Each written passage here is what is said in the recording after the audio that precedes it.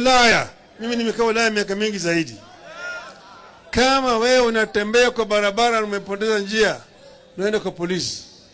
Unauliza yeye, "Excuse me sir, can you please show me the way to Trafalgar Square?" Trafalgar Square? Yes. Oh yes. Walk straight on. Turn left. 100 yards. Turn right. Straight on. You can't miss it. Ukimwambia asante, anasema thank you sir. Anapiga saruti, sio?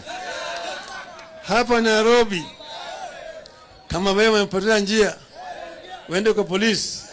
Ati afande, nataka nyesha mimi barabara ya kwenda Kariakoo. Kariakoo umepotea? Ndio afande. Wapi kitambulisho? Wapi kitambulisho? Oh afande, sitambulisho niliwacha nyumbani. Umewacha nyumbani? Pingo mara moja. Unafuta seli unaruta, unapata wewe jipata kwenye seli, kesho umeleka mahakamani, ati umepata kama wewe na randa kwa madhumuni ya kuiba. At loitering with the intention to commit a felony. Sio? Hii ni kasumba ya ukoloni. Mpaka polisi wetu warudishwe kwa mafunzo, ili wawe na roho ya utu, kama yule Mwalimu Nyerere alifanya kule Tanzania. Kule Tanzania, polisi akija kwako, anakuambia mimi, ndugu, naomba nikushike. Na ukubali kwenda, hakuna pingo.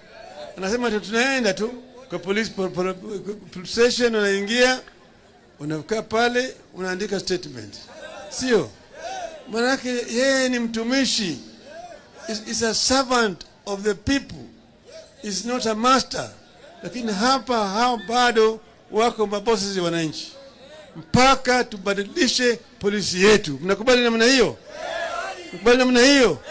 Tuwapeleke kwa mafunzo. Tuwapeleke kwa mafunzo, sio? Sasa sisi tuko hapa kama ODM.